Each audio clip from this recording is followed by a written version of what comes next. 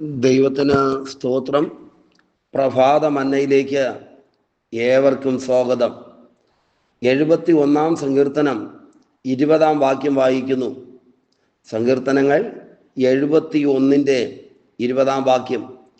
അനവധി കഷ്ടങ്ങളും അനർത്ഥങ്ങളും ഞങ്ങളെ കാണുമാറാക്കിയവനെ, നീ ഞങ്ങളെ വീണ്ടും ജീവിപ്പിക്കും. ഭൂമിയുടെ ആഴങ്ങളിൽ നിന്ന് ഞങ്ങളെ തിരികെ കയറ്റും. പ്രിയരെ, ഈ അനുഗ്രഹിക്കപ്പെട്ട തിരുവചനത്തിൻ്റെ നന്മ പ്രാപിക്കുവാൻ ദൈവം നമ്മെ ബലപ്പെടുത്തട്ടെ. പ്രധാനപ്പെട്ട 2 കാര്യങ്ങളാണ് ഈ വാക്യത്തിനകത്ത് സങ്കീർത്തനക്കാരൻ പറയുന്നത്. ഞങ്ങളെ വീണ്ടും ജീവിപ്പിക്കും, ഞങ്ങളെ തിരികെ കയറ്റും. നിശ്ചയമായിട്ടും വലിയ ദൈവപ്രവൃത്തിക്ക് സാക്ഷ്യം വഹിക്കുവാൻ ഈ ദിവസങ്ങളിൽ ഇടയായി തീരട്ടെ. ആ വാക്യത്തിൻ്റെ ആരംഭ ഭാഗത്ത് എഴുതിയിരിക്കുന്നത്, അനവധി കഷ്ടങ്ങളും അനർത്ഥങ്ങളും ഞങ്ങളെ കാണുമാറാക്കിയവനെ. ഇന്നലകളിൽ പ്രതികൂലങ്ങളിലൂടെ, പ്രതിസന്ധികളിലൂടെ, വലിയ പ്രശ്നങ്ങളിലൂടെ കടന്നുപോയ ആരെങ്കിലും ഈ പ്രഭാതത്തിൽ ഈ സന്ദേശം കേൾക്കുന്നെങ്കിൽ, ഇന്നലകൾ എന്തു തന്നെയായിരുന്നാലും, പിന്നിട്ട നാൾ വഴികൾ വേദനാജനകമായിരുന്നു എങ്കിലും, ജീവിതത്തിലേക്ക് തിരിഞ്ഞു നോക്കിയാൽ കഷ്ടങ്ങളും അനർത്ഥങ്ങളും മാത്രം കണ്ട മണിക്കൂറുകളായിരുന്നു ജീവിതത്തിലെങ്കിലും, നിശ്ചയമായിട്ടും ഒരു വലിയ ദൈവപ്രവൃത്തിക്ക് വേണ്ടി ഇന്ന് പകലും ദൈവകരങ്ങളിലേക്ക് ഏൽപ്പിച്ചു കൊടുക്കാം. ഇന്നലകളിലെ അനുഭവങ്ങളും അവസ്ഥകളും അനവധി കഷ്ടങ്ങളും അനർത്ഥങ്ങളും കണ്ണിൻ്റെ മുൻപിൽ വെളിപ്പെട്ടു. അഥവാ പ്രതികൂലങ്ങളിലൂടെ, കരച്ചിലിലൂടെ കടന്നു പോകേണ്ടി വന്നു. എന്നാൽ എന്താ ഈ ദിവസങ്ങളിൽ ദൈവം ചെയ്യുവാനായി പോകുന്നത്? നീ ഞങ്ങളെ വീണ്ടും ജീവിപ്പിക്കും എന്ന് പറഞ്ഞാൽ, ഒരു കാലത്ത് ഞങ്ങളിൽ ജീവനുണ്ടായിരുന്നു, ഞങ്ങൾക്കൊരു വളർച്ചയുണ്ടായിരുന്നു, ജീവൻ്റെതായ എല്ലാ നന്മകളും ഞങ്ങളുടെ ജീവിതത്തിൽ ഉണ്ടായിരുന്നു. പ്രതിസന്ധികളും പ്രതികൂലങ്ങളും പ്രശ്നങ്ങളുമൊക്കെ ഞങ്ങളെ തകർത്ത് ഉടച്ചു വച്ചിരിക്കുകയാണ്.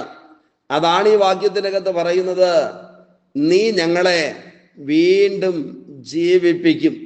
നിശ്ചയമായിട്ടും ഈ സന്ദേശം കേട്ടുകൊണ്ടിരിക്കുമ്പോൾ തന്നെ ജീവിതയാത്രയിൽ ചില മേഖലകളിൽ ദൈവിക ജീവൻ വെളിപ്പെടുന്ന അനുഗ്രഹത്തിൻ്റെ പകലായി തീരട്ടെ.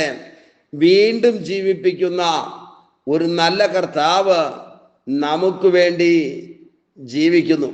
നമുക്കറിയാം, അസ്ഥിത്താഴ്വരയിൽ ഏറ്റവും പഴക്കമേറിയതും ഉണങ്ങിപ്പോയതുമായ അസ്ഥിക്കൂമ്പാരത്തിനകത്ത് നിന്ന് ഒരു കൂട്ടം പേരെ ജീവിപ്പിച്ചെഴുന്നേൽപ്പിച്ച ഒരു വലിയ സൈന്യമാക്കി മാറ്റുവാനിടയായി തീർന്നു. ജീവിതത്തിൽ മരിച്ചിരിക്കുന്ന ഏതെങ്കിലും അനുഭവങ്ങളുണ്ടോ?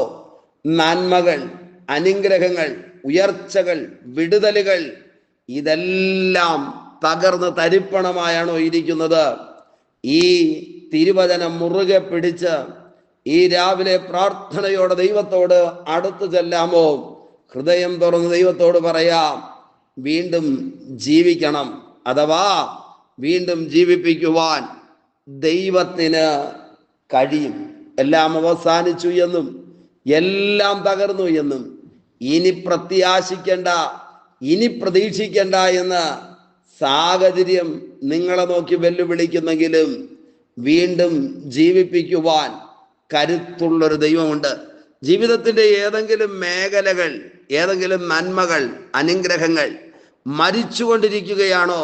അഥവാ മരണകരമായ പ്രതിസന്ധികളിലൂടെ കടന്നുപോയിക്കൊണ്ടിരിക്കുകയാണോ? ബലമുള്ള ദൈവത്തിൻ്റെ കരം വീണ്ടും ജീവിപ്പിക്കുവാൻ ഇടയായി തീരുമെന്ന് മറന്നു പോകരുത്.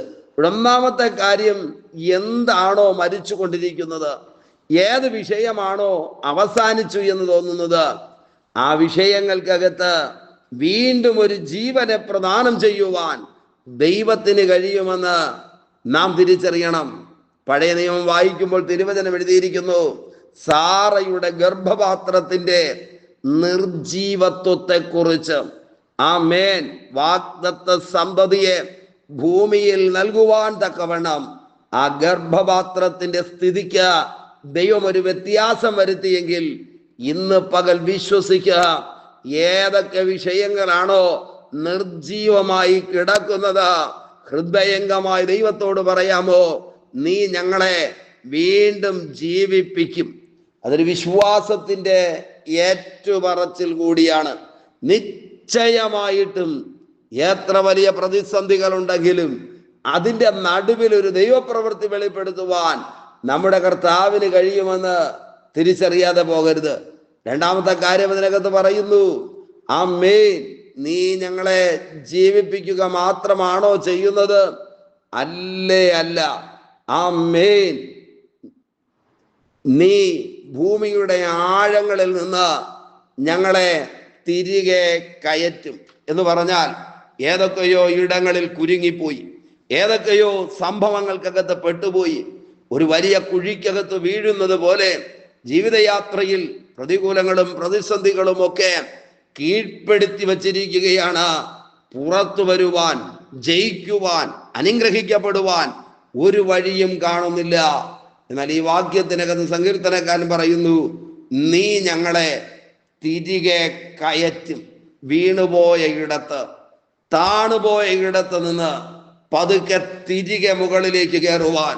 അത് സാമ്പത്തിക മേഖലയാണെങ്കിലും തിരികെ മുകളിലേക്ക് കയറുവാൻ, ആരോഗ്യസ്ഥിതി ആണെങ്കിലും തിരികെ മുകളിലേക്ക് കയറുവാൻ, ഭവനത്തിന്റെ പണിയാണെങ്കിലും തിരികെ ആരംഭിക്കുവാൻ. നിങ്ങൾ അനുഭവിക്കുന്ന വിഷയങ്ങൾ എന്തോ അതുമായിട്ട് ഈ തിരുവചന വാക്യത്തെ ചേർത്ത് പറയാമോ?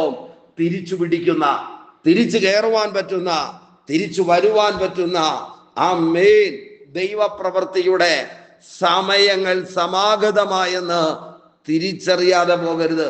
രണ്ട് കാര്യങ്ങളാണ് പറയുന്നത്. ഒന്ന്, ഞങ്ങളെ വീണ്ടും ജീവിപ്പിക്കും. രണ്ട്, ഞങ്ങളെ തിരികെ കയറ്റും.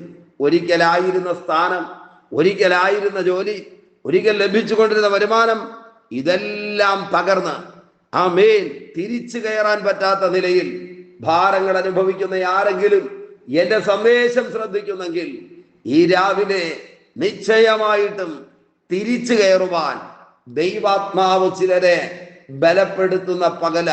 നമുക്ക് ഒരുമിച്ച് ദൈവമുഖത്തേക്ക് നോക്കി ഈ ദിവസത്തിന്റെ അനുഗ്രഹത്തിന് വേണ്ടി പ്രാർത്ഥിക്കാമോ? ദൈവത്തോട് ഒരുമിച്ച് പ്രാർത്ഥിക്കാം.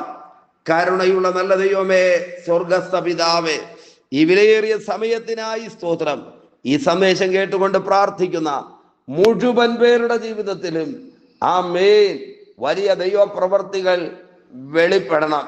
ആമേൻ വീണ്ടും ജീവിപ്പിക്കണം, തിരിച്ച് കയറ്റണം. ദൈവം അത് ചെയ്യുന്നത് കൊണ്ട് നന്ദി. അധികാരമുള്ള യേശുവിന്റെ നാമത്തിൽ പിതാവേ, ആമേൻ, ആമേൻ.